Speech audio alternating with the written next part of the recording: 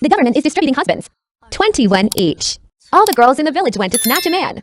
I didn't go because I was reborn. I know that the little slave no one wanted will later become the powerful regent who rules the court. He would betray my sincerity and imprison me for 10 years. In this lifetime, I wouldn't dare to buy him. I just want to live in peace. But I didn't expect the village chief to knock on my door with a smile that night.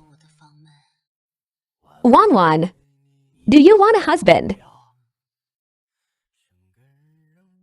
I reached back to close the door. My scalp went numb. Why am I seeing Pei Zhuyang again? The village chief pushed the door open looking displeased. Wan, what is the meaning of this? Are you disdaining him because he's a leftover discarded by others? It's fine.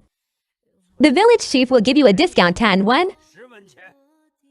How about it? He dragged me out of the door, pointing at the weak Pei Zhuyang leaning against the wall. Don't you like handsome men the most? Look at him. What a handsome man, although he's a half-dead cripple. Wash him up and I guarantee he'll be useful. Pei Zhuyang's face was covered in dirt. He looked at me with trembling, fragile eyes. No, village chief. Since no one bought him, just send him back to the government. Why are you saying that here at the border of the two countries? Taxes are heavy. The government sends prisoners as laborers. They are always snatched up. In my past life, I bought the heavily injured Pei Zhuyang for 10 when everyone laughed at my stupidity. Only when I became the regent's wife did I realize his kindness to me was all a calculation. Marrying me was just to escape his lowly status and take the imperial exams. What are you saying? A person abandoned by everyone. How could he possibly? The village chief worried he is a living person after all. If I send him back, he'll die. He thought I was hesitating and gritted his teeth. 5 when it can't be any lower. No, village chief. This isn't about the money. Village chief, I really can't take this person. The village chief interrupted me. When I took you in back then, I didn't say a single extra word, did I? I was immediately left speechless. Debts of gratitude are hard to repay. The village chief took me in during a snowstorm years ago, so I compromised. I wrapped a cloth strip around Pei Zhuyang's chest. The cloth twisted together. Without looking up, I could feel his intense gaze. Pei Zhuyang revealed his delicate, washed clean face with a bewildered expression. Wife. I stood up and distanced myself, my expression indifferent. I am not your wife. You should just call me Miss Chen. Pei Zhuyang's tone became much more careful, perhaps. He thought I despised him.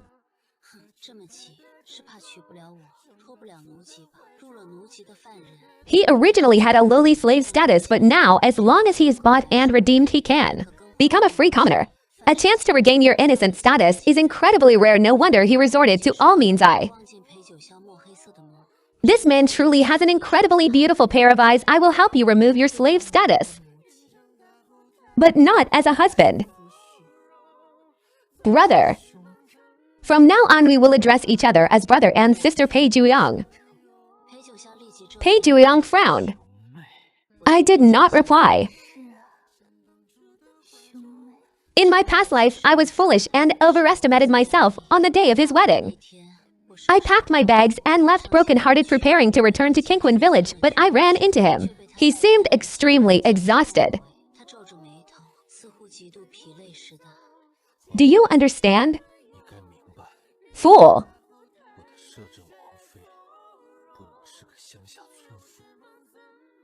Don't run away. Other than the position of princess consort, I will give you everything else. Naturally, I refused. But how could he listen? He imprisoned me in a manor on the outskirts of the capital, reducing me to a nameless canary. And so, 10 years passed until his princess consort could no longer bear it, forcefully brought people to break in and ended my life. Pei Zhuyang's chest heaved violently. His tone was cold and hard. I won't be your brother. I looked up at him in surprise. Number. We can't be husband and wife. Why? Because I have a fiancé. I lowered my head and stroked the true lover's knot at my waist. They all say he died on the battlefield, but I firmly believe He will return. Pei Zhuyong's eyes suddenly narrowed. He sat up from the bed. His sudden movement caused the freshly bandaged wound to faintly seep blood again.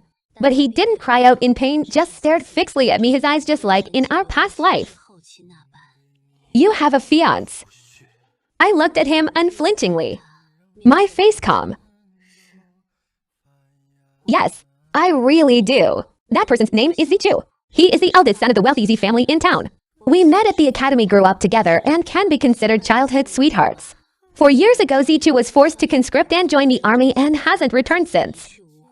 Such things are common at the border, and over time an unwritten rule emerged. If he doesn't return in 3 years, the engagement is void. Therefore, my buying Pei Zhuyong was actually not inappropriate. Later on in our daily interactions, I was moved by Pei Zhuyong's superb acting and left Kingquan village with him. Zichu never returned. He probably really died. It doesn't matter anymore in this life if I insist on waiting for him. Who can say anything? Either we are brother and sister, or you continue to be a slave.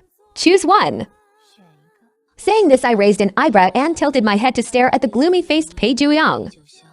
He was naturally displeased, and indeed Pei Zhuyong, after hearing my options. He stood before me, breathing heavily, staring at me with a suppressed gaze. His pitch-black pupils reflected the flickering candlelight. His Adam's apple bobbed up and down as he squeezed out 2 words from his throat.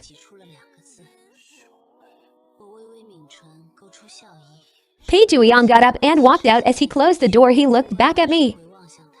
Rest well. His fists were clenched tightly. The door closed and the room fell into silence. That night I dreamt of my past life where I was imprisoned. The first half I was trapped in Kingquan village, an orphan girl repaying a debt of gratitude. The second half I was trapped in a courtyard as Pei Zhuyong's shameful mistress in that short life of only 30-something years. I had never seen the bitter cold winter, nor lived freely. A sudden knock on the door pulled me back from my dream. I woke up. Get up and eat some porridge. Pei Zhuyong's voice rang from outside the door. My pupils shrank. Come in. I had a plan in my heart. Last night you said you are the son of the confiscated duke's estate. So you know how to read. Pei Zhuyong lowered his eyes and nodded. Very well. I raised my hand and pointed to the bookshelf in the study. There is a classic of herbal medicine on the bookshelf. Later I'll have to trouble you, brother, to compare the pictures in the book,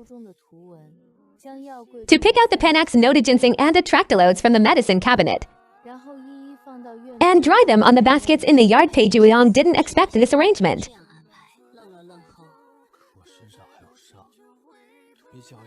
Since you can learn to cook porridge, you can learn to dry herbs. In short, I don't want to raise an idler. I glanced at him. I couldn't really live up to that saying. Cheap things are no good. Isn't it true that cheap things are no good? I couldn't possibly be expected to suffer what I did in my past life and worship him like a Buddha. He should do something for me. Pei Zhuyong's expression was complicated. I was too lazy to figure it out. I just looked away indifferently and got up to leave. My wrist was suddenly grabbed. Where are you going?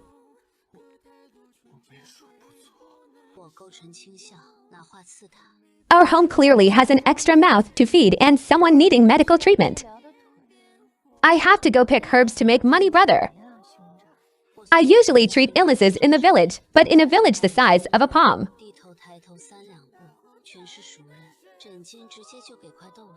People pay with a handful of vegetables. It's much better to go to the market. I smiled and took it all in stride. No matter how you look at it, it's bleak. Working so hard. How about I set a condition? Pei Zhuyong's figure paused after a moment of silence. His voice was very soft. Don't call me brother. Call me Zhuyong. No, I don't understand why he insisted on this address. As if calling him that could change anything in our relationship. Obviously, in my past life, I pestered him calling him Zhuyong again and again, but he always frowned and told me to call him brother in front of others. 5 or 6 days after this, the restless Xiongnu army began to frequently raid the border. There were casualties among the soldiers and townspeople. By King, Panax noted ginseng. The 3 hemostatic herbs, including Angelica, are in short supply. The market price has increased more than 20 times. Within 100 miles, the herbs in my yard are the most abundant. However, I didn't raise the prices, I want to make money. But I don't want to profit from a national crisis, so I set a rule to limit the daily amount per person. I won't sell even one extra. No exceptions. But even so, I am still so tired every day that I can barely get up after seeing off the last person. I collapsed directly on the stone table in the yard and fell into a daze. I slept very heavily and didn't know how long it had been. What woke me up was a pressure on my lips. It seemed someone was kissing me, carefully rubbing against my lips. I frowned uncomfortably, let out a soft moan, and slowly opened my eyes. Pei Juliang was standing right beside me, with the back of his hand pressing against his nose. He coughed lightly and asked, "Time to eat." I blinked in confusion and touched my lips. For a moment I couldn't tell if it was a dream or reality. However, it must have been a dream. After all, Pei Juliang has no reason to steal a kiss from me. This is the soup Aunt Lee from next door brought over. She said it's a freshly stewed chicken soup. Try some.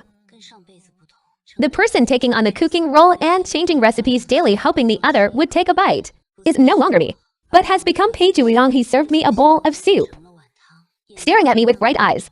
The village chief was not wrong about one thing. Pei Juliang was indeed born with incredibly good looks. After washing up, his handsome features are truly striking. Even wearing the roughest clothes cannot hide his charm in just a few short days. He has made many girls who didn't buy him regret it bitterly. But I am unwilling to look at his hypocritical face. I just lowered my head and silently drank the soup. Without saying a word, the expectation in his eyes eventually faded into loneliness. You are so pleasant to everyone else. Why is it that you have nothing to say to me? This soup. The warm soup slid down my throat. I raised an eyebrow mockingly. It's good. No one knows better than me that everything about Pei Juliang.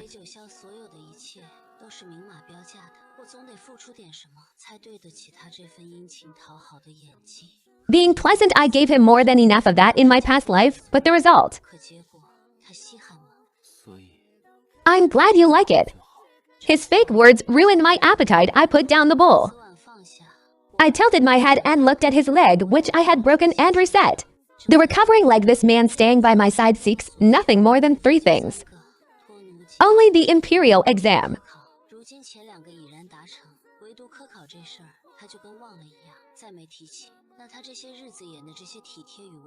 What exactly is he plotting? Just as I was about to speak, the door was suddenly pounded on. The knocking was extremely loud. Is anyone home? Save Deputy General Z. A notice clearly hanging on the door saying no consultations except for emergencies. Why is someone still knocking at the door late at night? I remained seated, not planning to. I couldn't make an exception. I know you have your rules. I really have no other way.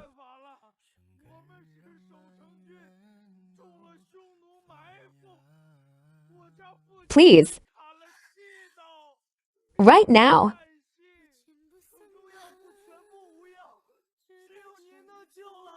My heart sank. I suddenly stood up without another trace of hesitation, walked quickly over and opened the door. Two soldiers with injuries on their faces carried a man covered in blood through the door. In the dimly lit room and flickering candlelight, the man lay on the bed, his breathing weak, his face a mix of blood and mud making his features indistinguishable.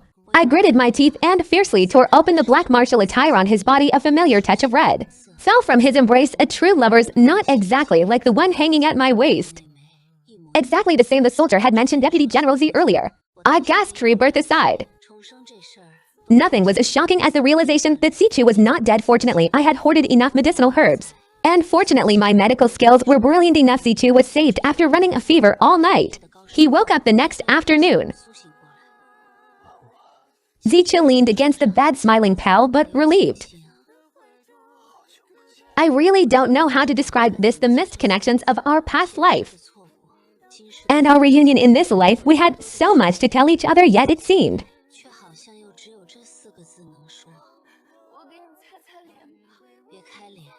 I got up, picked up the towel from the basin by the bed, wrung it out, and sat back down by the bed. Bit by bit, wiping him clean, Zichu looked at his arms in slings around his neck and couldn't help but chuckle. Wanwan, you have grown up. I carefully wiped his cheek. but said nothing. The door was gently pushed open. Pei Zhuyang, carrying food, appeared at the door. Seeing the situation in the room, his pupils shrank. His face turned icy as he limped over. Zichu wasn't blind either. He could tell the atmosphere around him wasn't right. Who? Pei. My wiping motion paused slightly. Pei Zhuyang immediately let out a cold scoff. His gaze sized up Zichu. But his words were directed at me. What? Is this someone Wanwan knows?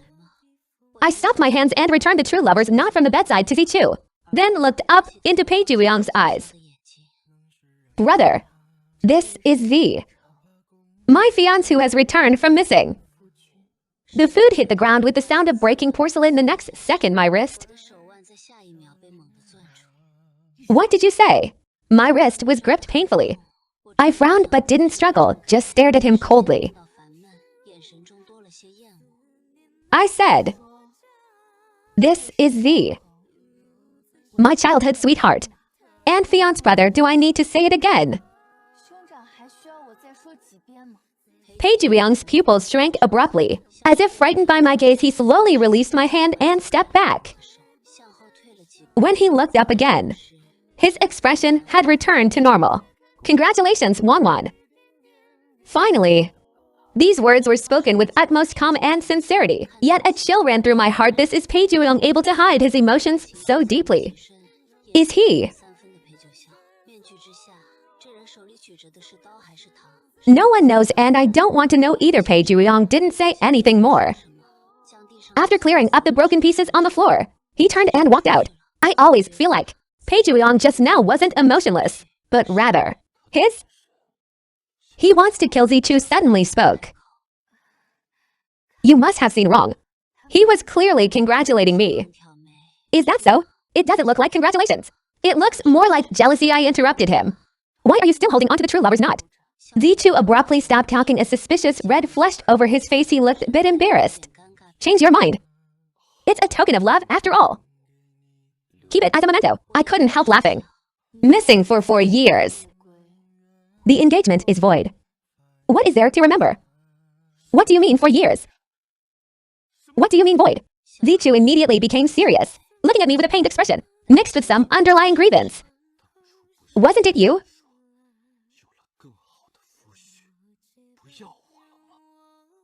Say, he lowered his voice slightly.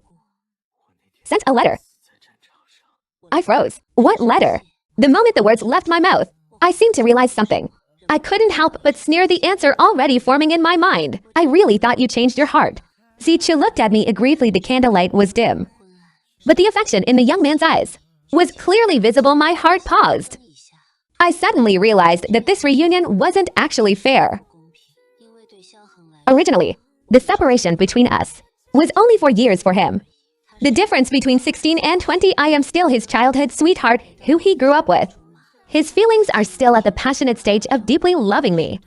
But for me, that was a lifetime ago. 30 years ago, I had already given him up, burying him in a graveyard named First Love.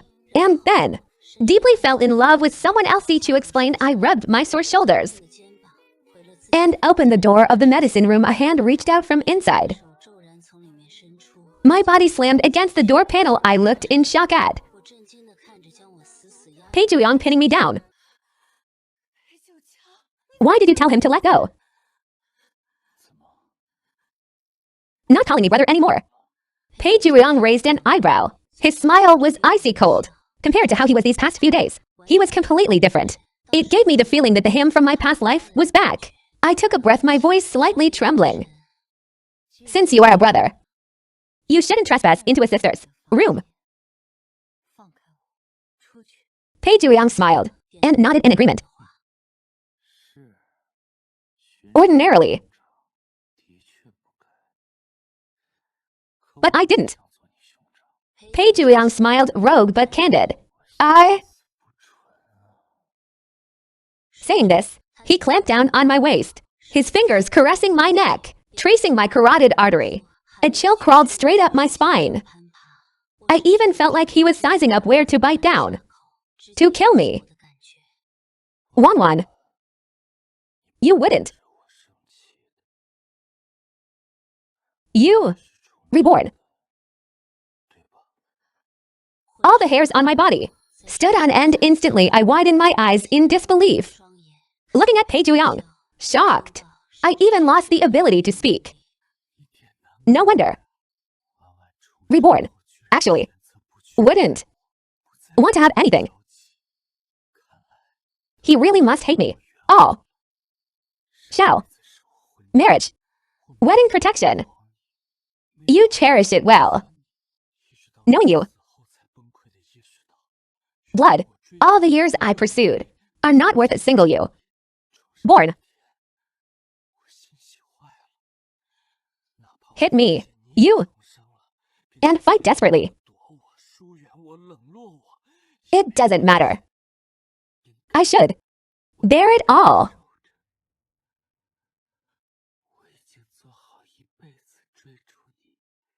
To make it up to you.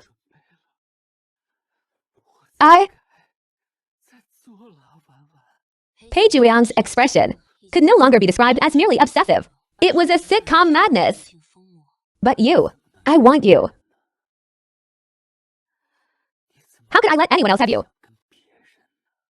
I didn't even want to say another word to him, pushing against his shoulders with all my might. But Pei Zhuyang suddenly gripped my wrists and pinned them against the door. The door made a loud bang. Zichu's confused voice immediately came from next door. What's wrong? Pei Zhuyang and hurriedly kissed my neck deeply, laughing in a low voice. If you don't answer, I'll tell him what your brother is doing to you.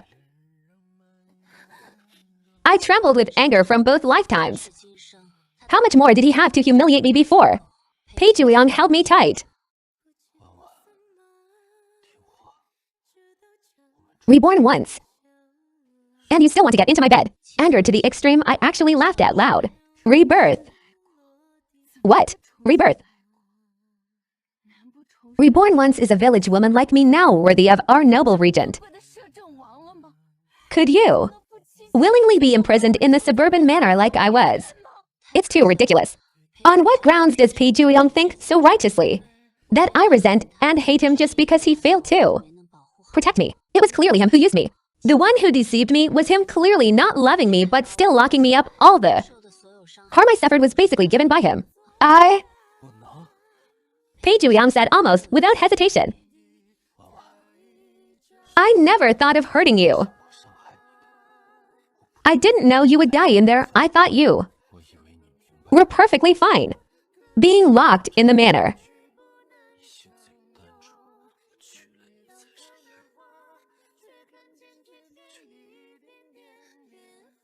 Year after year, I will never take the imperial exams again. Because you don't like it. I will not go take the exams. I will no longer become an official.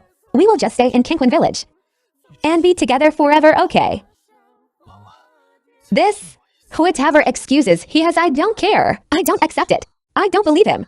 I only know that his so-called protection was just using and deceiving me in my past life. My silence made Pei Zhuyang tense up.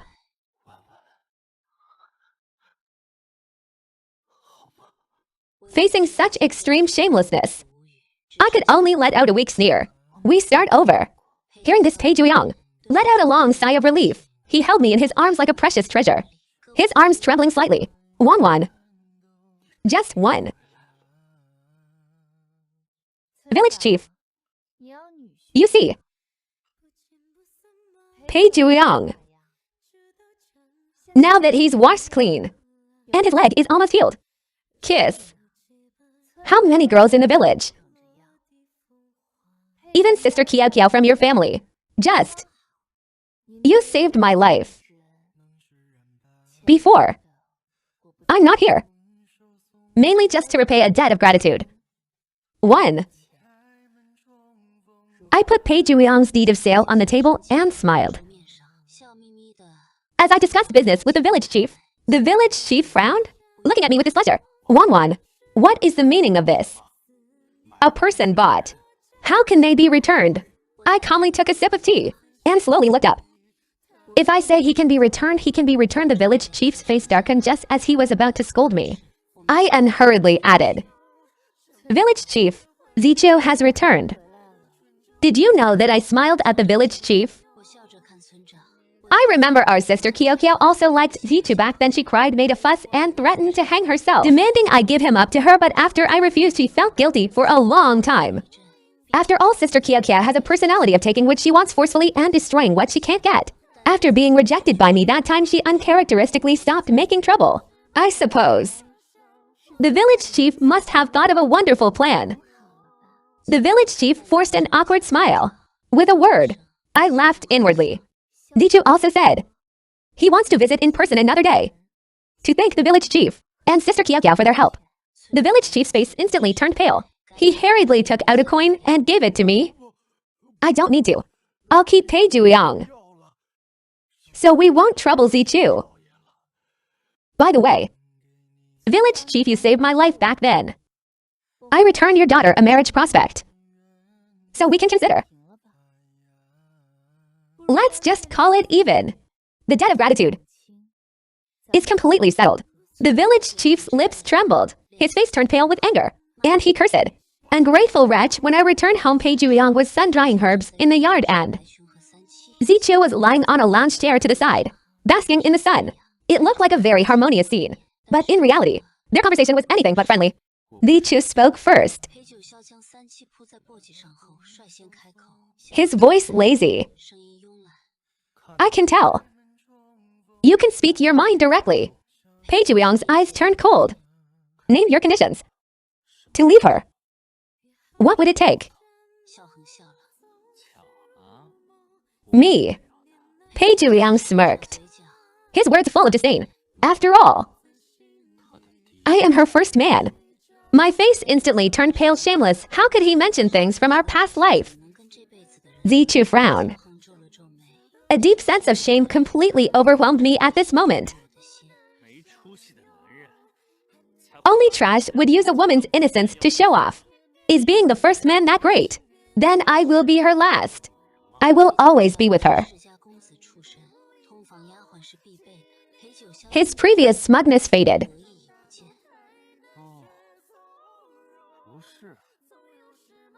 Why do you look like someone who couldn't even get her first time? Pathetic. I stopped breathing when I heard this. It's been so long that I really forgot how sharp-tongued this guy was when we were kids. He was famous for his roasting skills. After these words, Pei Juliang's face turned livid. It felt like a fight would break out the next second. I hurriedly made some noise and walked forward. Both men in the yard instantly changed their expressions. Pei Juliang smiled at me first. Wang, the herbs are almost done drying. Do we need to restock? It's fine. No need. Originally, I planned to give 300 taels to the village chief, paying back that money, my debt of gratitude. It's clear. Blame my injured arms? I can't help out. Zichu on the lounge chair suddenly sat up and sighed faintly. It really is troubling, brother. Since brother is so capable. When Wangwan and I marry in the future. Pei Juliang narrowed his eyes. I hurriedly stepped forward and stood between the two. My voice wasn't very loud. Go back to the military camp today. My brother's leg injury hasn't fully healed.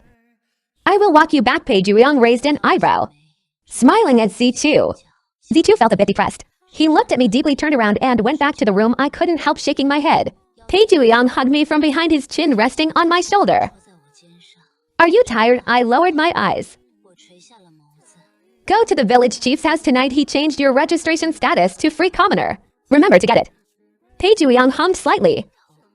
Zichu personally led the way, and I escorted him back to the military camp. There are many enemy spies at the border, so the location of our military camp is extremely secret. The passcode changes every 2 days. The new is Ching. Absolutely do not get the wound wet. And also do not do strenuous exercise while helping Z to change his dressing. I meticulously exhorted the precautions. After a long time, without hearing Zichu respond, I looked up to see Zichu staring at me with reddened eyes. Who cannot? Does our engagement not count anymore? How can it count? I unfastened the true lover's knot from my waist, wanting to put it in his hand. Zichu clenched his fists, refusing to take it. I sighed helplessly. Are you giving up your ambitions to be a deserter? Never going to the battlefield again?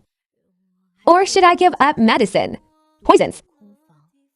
To be a woman in the inner chambers, waiting day and night for you to come home.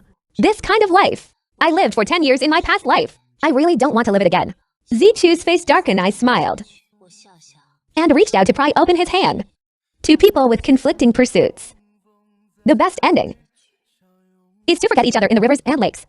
Zichu's fist suddenly opened and he grabbed my hand tightly. We are not incompatible, Wanwan. When the country is stable and no longer needs me to fight, I can only you.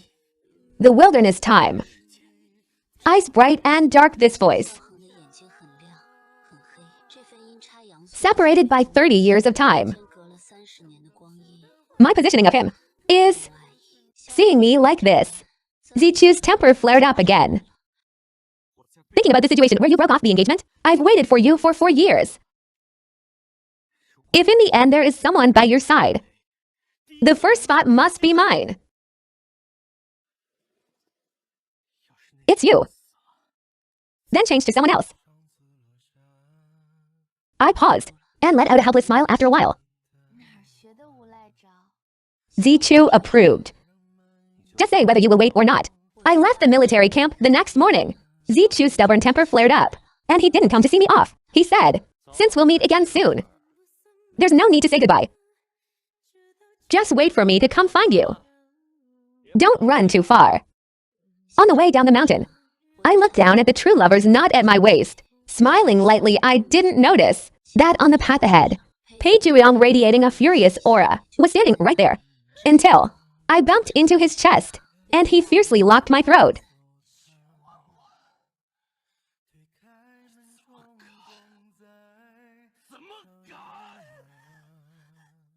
Pei Zhuyong's eyes were bloodshot.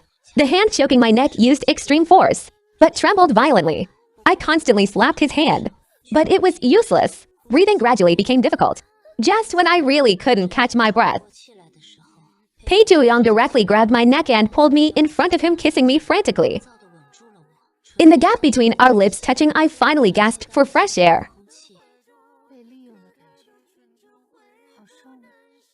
Fantastical expectations of being with someone, only to discover in the end that everything is just a lie. Does it feel good? Shanghai.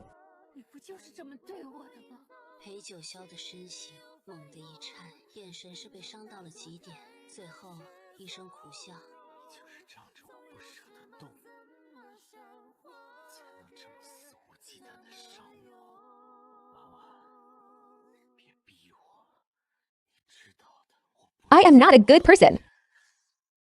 His tone revealed a vulnerability never shown in either lifetime. Yet it made my body stiffen as if facing a formidable enemy.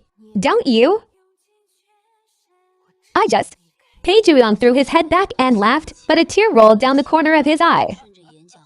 And fell, he sniffled. Wiped away the tears, his smile was broken. How to make it so agonizing? I clearly explained everything, so why did you still want to leave? Aren't you in agonizing pain? I clearly explained why you still had to leave. Don't you love Emmy? I know. We finally. Can we really not erase the past and start over? I looked at the tears in the corners of his eyes and slowly shook my head. Pei Zhuyong's eyes followed my movement. He suddenly sneered, the corners of his mouth lifting in a sinister smile. Forget it.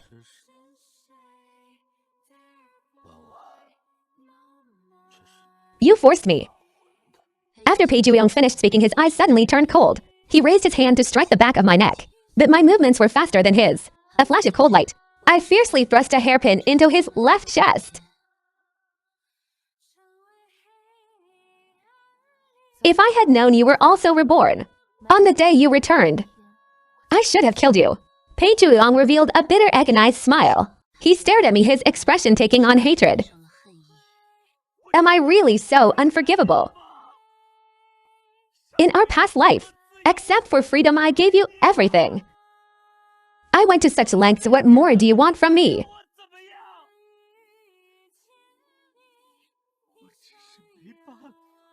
Hearing this, I only felt it was ridiculous. Do you think you imprisoned me in the suburban manner because you didn't dare to face it? You didn't love me nearly as much as you said. You were just reluctant to let go because my love for you was pure and without impurities. It was something others couldn't give you after you attained your high position. But at the same time, you also didn't dare to face it. Didn't dare to officially marry me into your estate. Because my existence would constantly remind the dignified regent that he was once a husband bought by a village woman for 10 won. Once in order to achieve his goals towards this unpresentable village woman, he resorted to flattering and fawning with hypocritical deep affection. I looked deeply at Pei Zhuyang. After you likewise lose your freedom for 10 years. After you feel that day after day despair and suffocation, then come talk to me about forgiveness. But Pei Zhuyang was like a drowning person who finally caught a piece of driftwood. His eyes brightened a lot, clutching his bleeding chest. He actually smiled.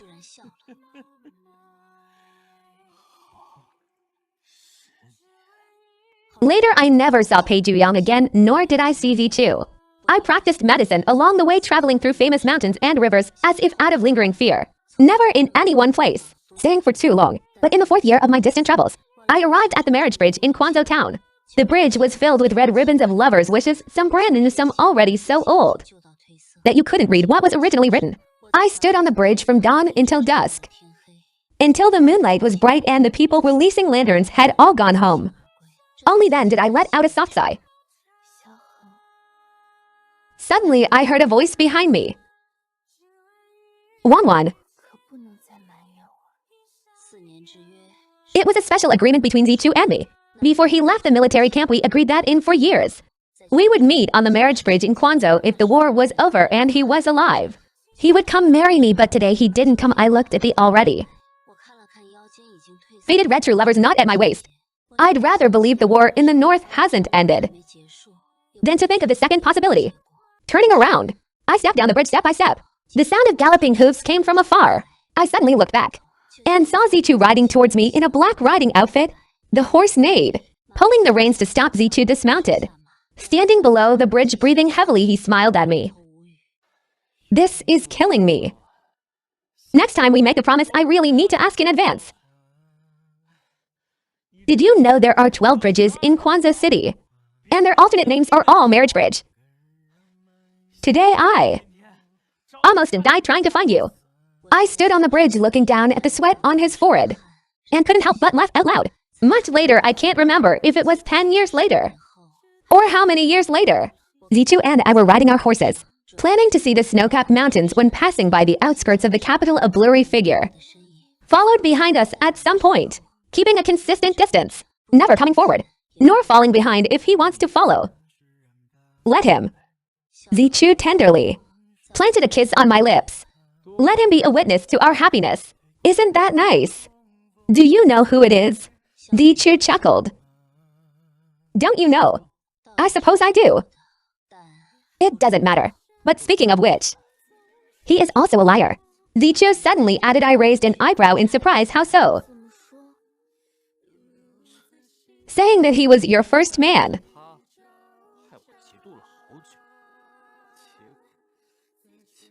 It was clearly me. I lowered my eyes and touched my nose. Are we leaving or not?